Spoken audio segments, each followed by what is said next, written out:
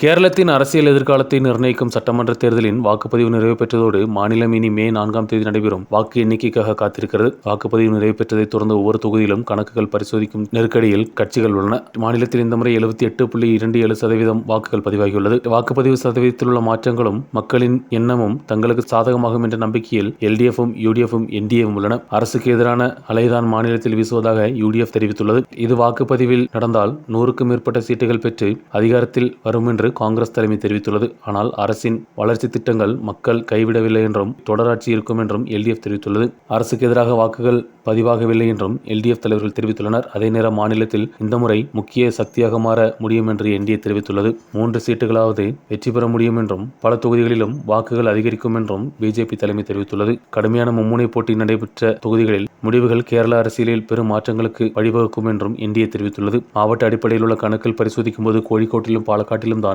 கூடுதலான வாக்குப்பதிவு நடந்துள்ளது. பத்தனம்திட்டா மாவட்டத்தில் குறைந்த வாக்குப்பதிவு நடந்துள்ளது. இந்த முறை பல இடத்திலும் முன் வருடத்தை விட அதிகமான போட்டிகள் நடந்துள்ளது. கேரள அரசியலில் மிக பெரும் விவாதத்தை ஏற்படுத்திய எஸ்ஐஆர் முடிவுகள் இந்த முறை தேர்தல் முடிவுகளில் பாதிக்கும் என்றும் தெரிய வந்துள்ளது. வாக்கு எண்ணிக்கைக்கான தினங்கள் மீதமுள்ள நிலையில் கேரளம் யாருடைய கையில் ஆகும் என்பதை மக்கள் எதிர்பார்த்துள்ளனர்.